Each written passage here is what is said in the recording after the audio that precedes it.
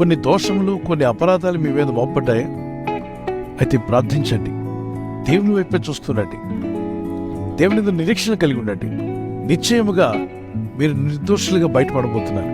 కొందరు మనుషులు మీరు చేయని పనులు చేశారని, మీరు అనని మాటలు అన్నారని మీ మీద నింద మోపేలాగా, మీకు అవమానం కలిగేలాగా, 10 మంది ముందు మీరు తలదించుకునేలాగా రకరకాల ప్రయత్నాలు చేస్తూ ఉంటారు.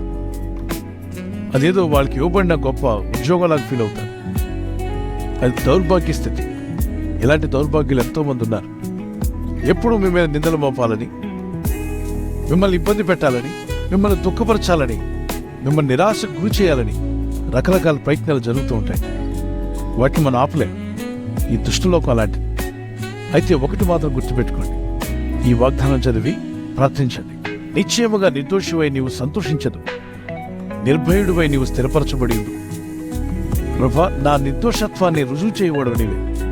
చెడ్డ చెట్టు ఎప్పటికైనా చెడ్డ పండ్లే ఇస్తుంది, మంచి చెట్టు మంచి ఫలాలు ఇస్తుంది. మంచివాడు దేవుడే.